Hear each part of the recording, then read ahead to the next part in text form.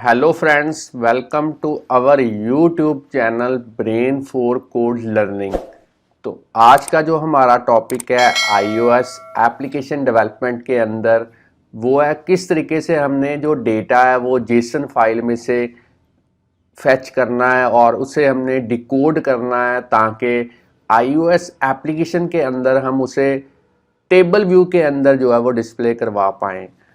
इस एग्जाम्पल के अंदर एक नई टेक्निक आप यूज़ करेंगे जिसमें आप देख पाएंगे कि कैसे आपने टेबल व्यू के अंदर जो डेटा डिस्प्ले करवाना है उसको आपने सब टाइटल के साथ जो है वो सेल्स के अंदर जो है वो डिस्प्ले करवाना है। तो ये एक नया कंसेप्ट जो है वो हम आज की वीडियो के अंदर जो है वो सीखेंगे। तो चलिए सबसे पहले मैं आपको इस एग्जाम्पल की जो वर्किंग है वो बता देता हूँ, फिर मैं आपको बताऊंगा कैसे आप बड़े ही इजी और सिंपल वे के साथ इस तरीके की जो एग्जाम्पल्स हैं वो iOS डिवाइसेस के लिए एक्स कोड के अंदर स्विफ्ट लैंग्वेज की हेल्प के साथ जो है वो डेवलप कर पाएंगे। तो यहाँ पे आप देख सकते हैं सिमुलेटर के अंदर मैंने एक एप्लीकेशन का जो डिज़ाइन है वो पहले से ही रेडी करके रखा हुआ है।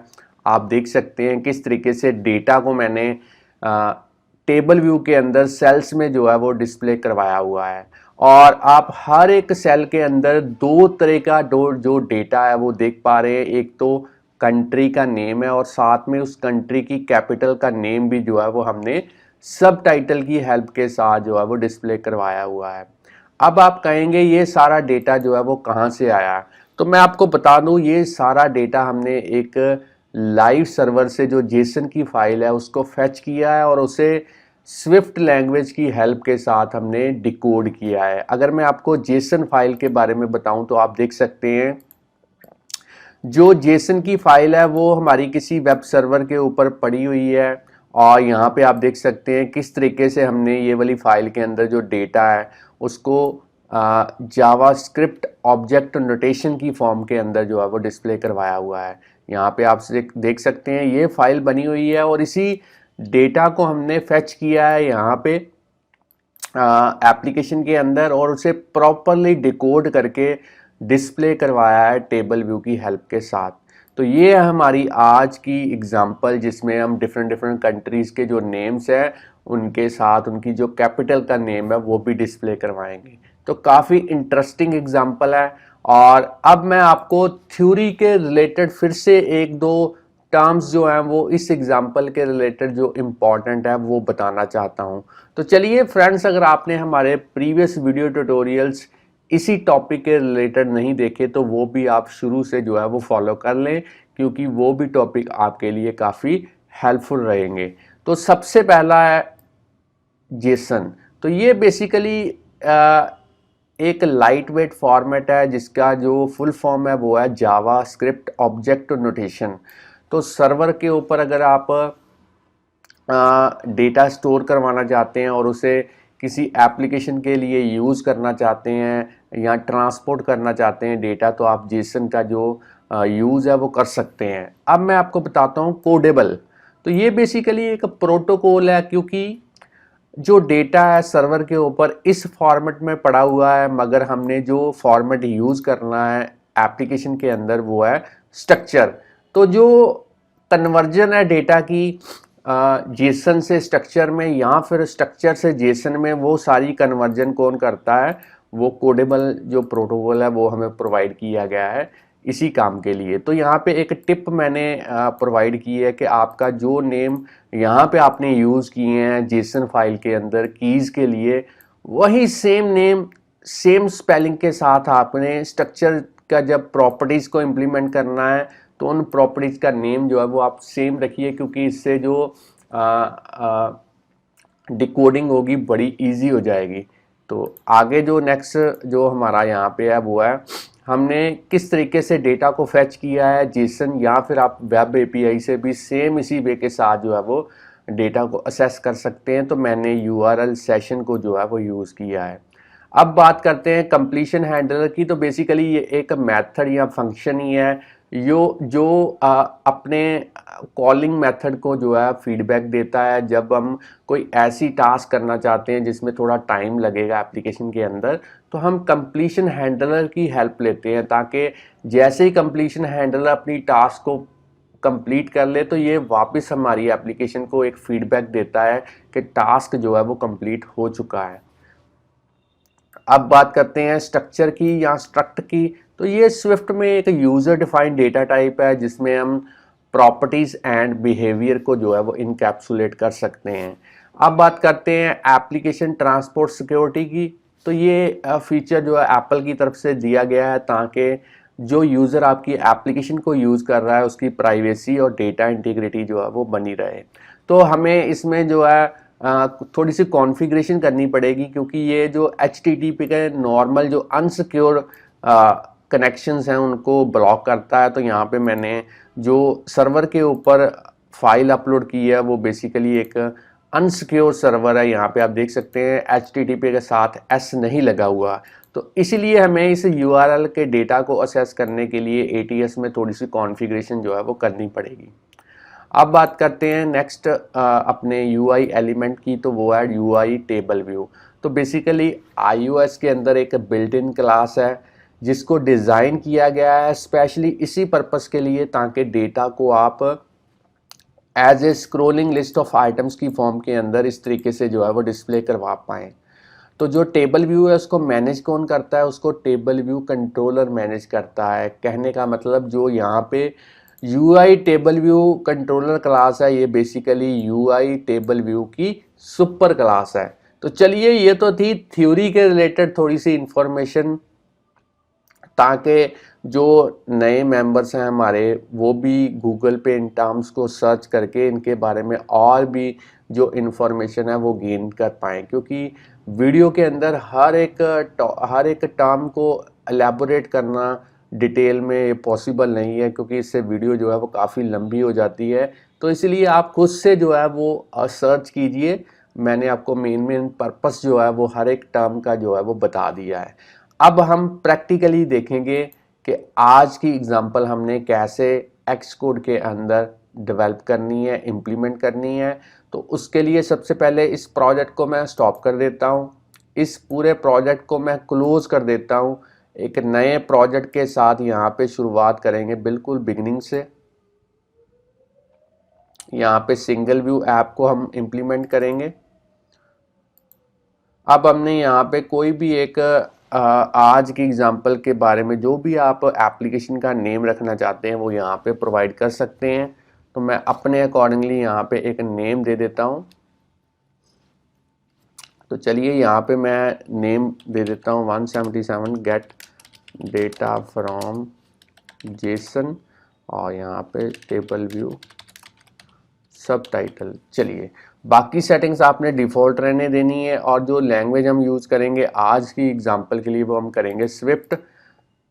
नेक्स्ट पे क्लिक करते हैं। अब आपने अपने लैपटॉप के अंदर कहीं पे भी एक फ़ोल्डर जो है वो क्रिएट कर लेना है ताकि आज की एग्जांपल का जो सारा सोर्स कोड है उस पर्टिकुलर फोल्डर में जो है वो सेव हो पाए। तो मैं इसे क्रिएट कर देता हूँ और इस फोल्डर के अंदर सारे का सारा प्रोजेक्ट जो है वो मैं क्रिएट कर देता हूँ। तो आप देख सकते हैं प्रोजेक्ट मेरा जो है वो क्रिएट हो चुका है। अगर मैं आपको बिल्ड सेटिंग्स के अंदर दिखाऊं तो यहाँ पे जो स्विफ्ट का वर्जन है वो है 5 और अगर बात करें एक्स कोड की तो ये है 10.2.1 और जो मेरे पास अगर आपके पास इससे भी हायर वर्जन है एक्स कोड का तब भी आप इस एग्जाम्पल को इसी वे के साथ जो है वो डेवलप कर पाएंगे। और जो मेरे पास लैपटॉप है ये है मैकबुक एयर। तो इम्प्लीमेंटेशन शुरू करने से पहले मैं आपको बताना चाहता हूँ अगर आप इस चैनल के ऊपर नए हैं, चैनल की वीडियो पहली बार देख रहे हैं तो जल्दी से इस चैनल को सब्सक्राइब कर लें क्योंकि इस चैनल के ऊपर हम डेली प्रोग्रामिंग के रिलेटेड जो वीडियो ट्यूटोरियल्स हैं उनके जो सबसे बढ़िया मेथड्स हैं वो अपलोड करते रहते हैं जिससे आपको प्रोग्रामिंग सीखने और समझने में काफ़ी हेल्प मिलेगी। और इन केस कहीं पे भी आपको कोई प्रॉब्लम आती है तो आप हमें YouTube की वीडियो के नीचे कमेंट कर सकते हैं या फिर हमें डायरेक्टली ईमेल भेज सकते हैं। हम कोशिश करेंगे आपकी जो क्वेरी होगी जितना जल्दी हो सके उसका जो रिस्पॉन्स है वो आपको दे पाएँ। अब हमने मेन डॉट स्टोरी बोर्ड के अंदर जाना है। तो अब हमने इस स्टोरी बोर्ड के अंदर इस लाइब्रेरी के थ्रू सर्च करना है टेबल और इस टेबल व्यू का जो UI एलिमेंट है इसको ड्रैग एंड ड्रॉप करना है स्टोरी बोर्ड के ऊपर। अब मैं चाहता हूँ कि जो टेबल व्यू है ये मेरी जो मोबाइल की फ्री स्क्रीन है उसको जितनी भी फ्री स्पेस है उसको कवर अप कर पाए, तो इसके लिए मुझे इस टेबल व्यू के ऊपर जो कंस्ट्रेंट्स हैं वो अप्लाई करने पड़ेंगे। तो यहाँ से कंस्ट्रेंट्स जो हैं वो ऐड करते हैं। चारों कॉर्नर पे आपने 0 0 टाइप करना है और इन 4 कंस्ट्रेंट्स को अप्लाई करना है टेबल व्यू के ऊपर। अब आपने एट्रीब्यूट इंस्पेक्टर के अंदर जाना है और इस टेबल व्यू की एक प्रॉपर्टी है प्रोटोटाइप सेल, इसको आपने 1 करना है।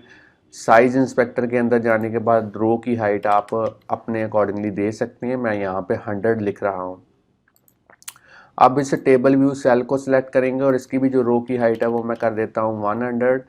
एट्रीब्यूट इंस्पेक्टर के अंदर जाने के बाद मैं इसका जो स्टाइल है वो कर देता हूँ सब टाइटल, क्योंकि इसमें हमें बाय डिफ़ॉल्ट एक टेक्स्ट लेबल और एक डिटेल लेबल जो है वो मिलेगा, ताकि टाइटल के अंदर मैं कंट्री का नेम और सब टाइटल के अंदर मैं कंट्री की कैपिटल को डिस्प्ले करवा सकता हूँ। और यहाँ पे जो आइडेंटिफायर का नेम है वो आप कोई भी रख सकते हैं, मैं यहाँ पे सेल लिख रहा हूँ। जब कोडिंग में इसकी रिक्वायरमेंट पड़ेगी तब आपको जो नेम आइडेंटिफायर का यहाँ पे यूज़ किया होगा सेम नेम आपको कोडिंग के अंदर जो है वो यूज़ करना पड़ेगा। अब मैं इस टेबल व्यू का जो डेलीगेट एंड डेटा सोर्स है वो भी कॉन्फ़िगर कर देता हूँ। तो टेबल व्यू को सिलेक्ट करके कीबोर्ड पे कंट्रोल की को प्रेस करते हुए उसे इस तरीके से ड्रैग एंड ड्रॉप कीजिए। सबसे पहले डेटा सोर्स, फिर से ड्रैग एंड ड्रॉप और अब आपने करना है डेलीगेट। तो चलिए डेटा सोर्स एंड डेलीगेट दोनों ही कॉन्फ़िगर हो चुके हैं। अब आपने यहाँ पे क्लिक करना है जहाँ पे आपकी जो बैटरी का सिंबल है ये बना हुआ है, या फिर यहाँ से आप व्यू को जो है वो सिलेक्ट कर लें और इसका बैकग्राउंड कलर जो व्यू का है वो आप अपने अकॉर्डिंगली कर सकते हैं। मैं इस तरीके से कलर जो है वो सिलेक्ट कर लेता हूँ। चलिए अब मैंने जो नेक्स्ट स्टेप करना है वो करना है इस टेबल व्यू के साथ, क्योंकि मेन एप्लीकेशन को मैं आपको दिखा देता हूँ एक बार। उसमें मैंने ऊपर एक टाइटल भी जो है वो यूज़ किया है, यहाँ पे आप देख सकते हैं। तो इस टाइटल को मैंने बेसिकली नेविगेशन कंट्रोलर की हेल्प के साथ यहाँ पे डिस्प्ले करवाया। तो यहाँ पे इस डॉट को सिलेक्ट करके यहाँ पे मैं ऐड करता हूँ नेविगेशन कंट्रोलर और इसको एक बार मैं जूम कम कर देता हूँ इस तरीके से और इसको बिल्कुल पैरेलल लेके आता हूँ इसके। फिर से जूम इसका जो है वो मैं 75 कर देता हूँ। अब यहाँ पे आप देख सकते हैं कुछ इस तरीके से जो मेरा जो view controller and navigation controller है वो निकल के आया है। तो चलिए अब मैंने यहाँ पे क्लिक करना है, टाइटल यहाँ पे प्रोवाइड करना है और यहाँ पे मैं लिख सकता हूँ कैपिटल नेम ऑफ कंट्रीज। चलिए इस तरीके से आप कोई भी टाइटल प्रोवाइड कर सकते हैं। अब मैंने इस टेबल व्यू का एक आईबी आउटलेट क्रिएट करना है, तो उसके लिए मुझे असिस्टेंट एडिटर की जो हेल्प है वो लेनी पड़ेगी। और मेरे माउस का कर्सर देखिए, यहाँ पे आपने क्लिक करना है और साइड वाले पैनल्स को मैं फिर से हाइड कर देता हूँ ताकि आप क्लियरली देख पाएँ किस तरीके से आपने आईबी आउटलेट जो है वो क्रिएट करना है। तो बाय डिफ़ॉल्ट यहाँ पे जो क्लास ओपन हुई है वो है व्यू कंट्रोलर। इसके अंदर हमने इस टेबल व्यू को सिलेक्ट करके कीबोर्ड पे कंट्रोल की को प्रेस करते हुए ड्रैग एंड ड्रॉप करना है और यहाँ पे लिखना है माई टेबल व्यू और इस तरीके से एक आईबी आउटलेट जो है वो मेरा बन चुका है। फिर से स्टैंडर्ड एडिटर के अंदर चलते हैं, साइड वाले पैनल्स को अनहाइड करते हैं और अब हमने इस व्यू कंट्रोलर को एक बार सेव करना है। तो अब मेरा जो मेन काम है वो है, यहाँ पे आप देख सकते हैं मेरी जो जेसन फाइल है वो कुछ इस तरीके से है। अब मुझे इस डेटा को एप्लीकेशन के अंदर लेके आना है और उसे डिकोड करना पड़ेगा। तो डिकोडिंग करने के लिए मुझे यहाँ पे जो है एक स्ट्रक्चर क्रिएट करनी पड़ेगी। तो यहाँ पे मैं ऐड कर देता हूँ एक न्यू फाइल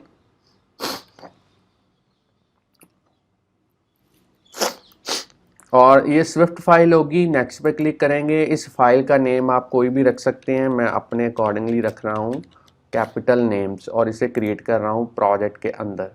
अब मैंने यहाँ पे एक स्ट्रक्चर क्रिएट करनी है, वो भी सेम नेम की कैपिटल नेम्स और किस टाइप की यहाँ पे प्रोटोकॉल को यूज़ करना है कोडेबल, क्योंकि इसी की हेल्प के साथ जो डेटा है वो पास हो पाएगा जेसन से स्ट्रक्चर में। अब हमने यहाँ पे प्रॉपर्टीज़ लिखनी है कंट्री नेम। प्रॉपर्टीज़ का नेम रखते वक्त ये बात ध्यान में रखनी है कि जो नेम आपका कीज़ का है जेसन फाइल के अंदर, वो सेम नेम आपने, जैसे यहाँ पे कंट्री नेम कैपिटल नेम है, तो सेम एग्जैक्ट उसी वे के साथ जो नेम है वो यहाँ पे मैच होना चाहिए। यहाँ पे आप देख सकते हैं। चलिए, स्ट्रक्चर मेरी बन चुकी है, इसको मैं सेव करता हूँ एक बार। फिर से व्यू कंट्रोलर के अंदर चलते हैं और यहाँ पे अब हमने एक ब्लैंक एरे जो है वो क्रिएट करनी है। तो मैं यहाँ पे लिख देता हूँ वेरिएबल कंट्री डेटा। इसको किस टाइप की एरे होगी, जो हमने स्ट्रक्चर क्रिएट की है कैपिटल नेम्स की, उस टाइप की होगी। अभी के लिए इसको हम ब्लैंक जो है वो डिक्लेयर करेंगे। अब मैंने यहाँ पे एक फंक्शन क्रिएट करना है। फंक्शन नेम कोई भी रख सकते हैं, मैं यहाँ पे रख रहा हूँ फेच डेटा। अब हमने यहाँ पे लेना है लेट यूआरएल, कोडिंग करेंगे, स्ट्रिंग के थ्रू इसे कन्वर्ट करेंगे। और यूआरएल कहाँ से आएगा, जो मेरी यहाँ पे जेसन का यूआरएल है, इसको मैं कॉपी कर लेता हूँ और इसी को मैं यहाँ पे कमांड वी के थ्रू पेस्ट कर देता हूँ। चलिए, अब मैंने यहाँ पे डेटा टास्क एक ऑब्जेक्ट क्रिएट करना है यूआरएल सेशन के थ्रू, उसका शेयर्ड इंस्टेंस, और यहाँ पे डेटा टास्क उसका ऑब्जेक्ट, और विद में करेंगे यूआरएल पास, उसको फोर्सली अनरैप करेंगे। कंप्लीशन हैंडलर में अब हम कोडिंग करेंगे और यहाँ पे 3 तरीके का डेटा हमें मिलेगा, डेटा, रिस्पॉन्स और यहाँ पे एरर, और यहाँ पे आएगा इन। अब हमने गार्ड स्टेटमेंट यूज़ करनी है ताकि हमें पता चल पाए कि जो डेटा हमें अवेलेबल हुआ है यूआरएल से वो बिल्कुल परफेक्टली जो है वो मिला है।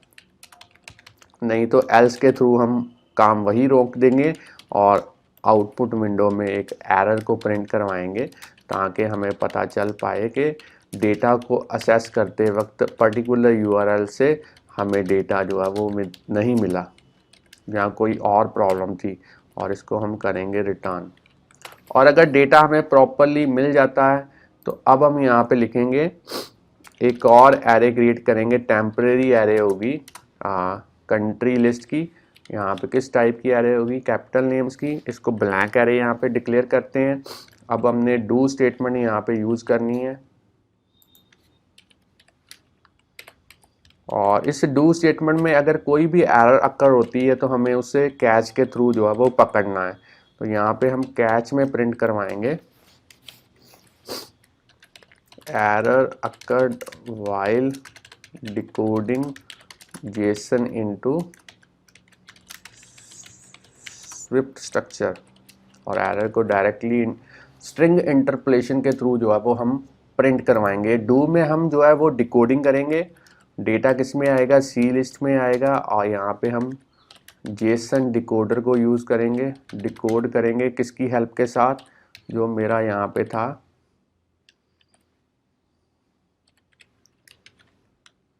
कैपिटल नेम्स, और इसको स्क्वायर ब्रैकेट्स में लिखेंगे क्योंकि हमने मल्टीपल डेटा को रिसीव करना है। डेटा किससे हमने डिकोड करना है, डेटा से, जो डेटा हमारे पास यहाँ से अवेलेबल हुआ है उसके थ्रू।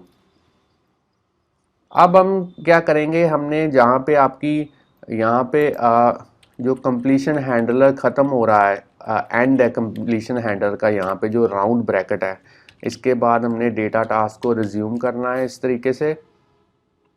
और अब हमने जो डेटा हमें डिकोड होके इस सी लिस्ट में मिला है, ये हमने असाइन करना है इस कंट्री डेटा को, ताकि कंट्री डेटा के थ्रू जो डेटा हमें मिला है वो हम टेबल व्यू के अंदर उसे जो है वो डिस्प्ले करवा पाएँ। तो यहाँ पे लिखेंगे self dot country data is equal to C list, इस तरीके से।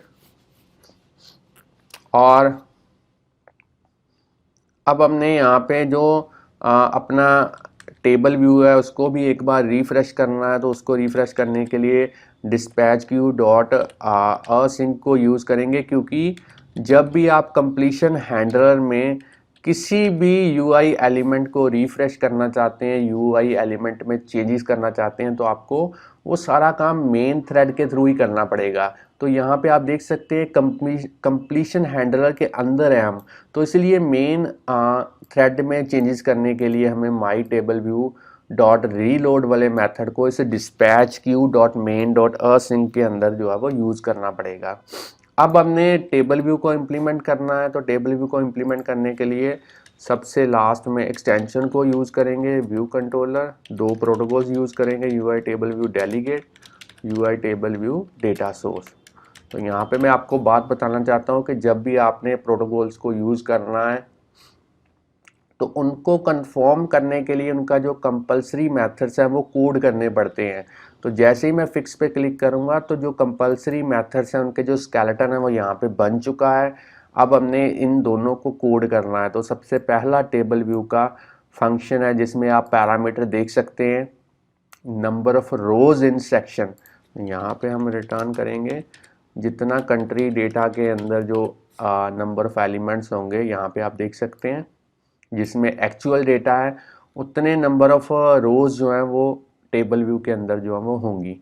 सेकंड फंक्शन है यहाँ पे टेबल व्यू का जिसमें आप पैरामीटर देख सकते हैं सेल्फ और रो एट। तो इस फंक्शन के अंदर सेल्स के अंदर कैसे डेटा को डिस्प्ले करवाना है, जैसे यहाँ पे हमने करवाया हुआ है पहले नंबर, उसके बाद कंट्री का नेम, उसके बाद नीचे जो सब टाइटल है उसमें कैपिटल का नेम।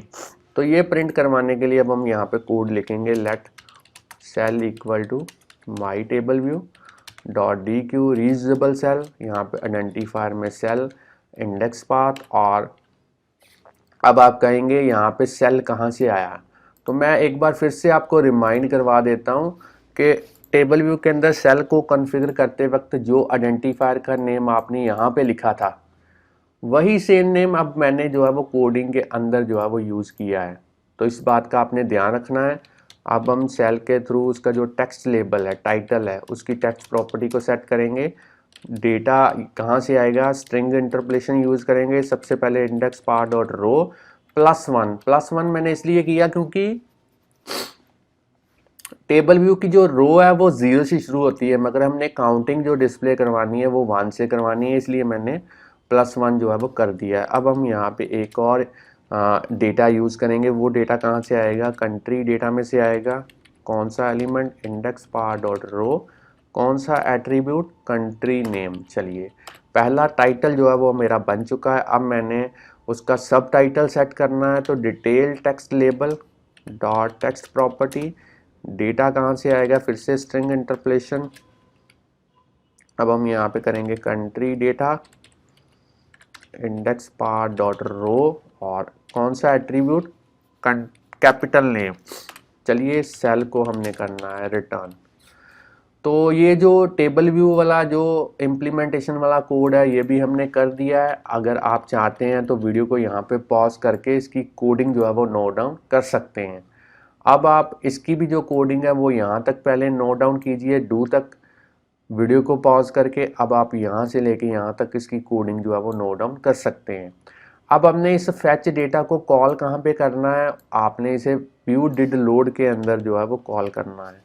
चलिए इसको मैं सेव कर देता हूँ। अब हमने एप्लीकेशन ट्रांसपोर्ट सिक्योरिटी वाली जो कॉन्फ़िगरेशन है वो करनी है। उसके लिए info.plist के अंदर चलते हैं और लास्ट में आपने यहाँ पे जैसे माउस का कर्सर लेके आएंगे प्लस पे क्लिक करना है और यहाँ से सिलेक्ट करना है ऐप ट्रांसपोर्ट सिक्योरिटी सेटिंग। अब आपने सिलेक्ट करके बाहर कहीं क्लिक करना है और इस एरो की डायरेक्शन आप देख सकते हैं, इसके ऊपर जैसे ही आप क्लिक करेंगे डायरेक्शन नीचे की तरफ हो चुकी है। तो नीचे की तरफ आपने इस एरो की डायरेक्शन करनी है और फिर आपने इसके ऊपर प्लस पे क्लिक करके यहाँ पे एक ऑप्शन आती है अलाउ आर्बिट्री लोड, इसको आपने यहाँ पे यस करना है। और चलिए इसको मैं सेव कर देता हूँ और यहाँ पे आप देख सकते हैं मेरा ग्राफिकल यूज़र इंटरफेस भी बिल्कुल रेडी है। पुराने वाली ऐप को मैं बंद कर देता हूँ, कोशिश करता हूँ इसका जो बैकग्राउंड कलर है वो मैं थोड़ा और कोई डिफरेंट कर देता हूँ ताकि आपको नई एप्लीकेशन में कोई नया जो है वो व्यू जो है वो लुक जो है वो नज़र आए। तो मैंने यहाँ पे येलो कर दिया है। अब मैं इसको बिल्ड करता हूँ और देखते हैं किस तरीके से ऐप मेरी जो है वो रन हो पाती है सिमुलेटर के अंदर।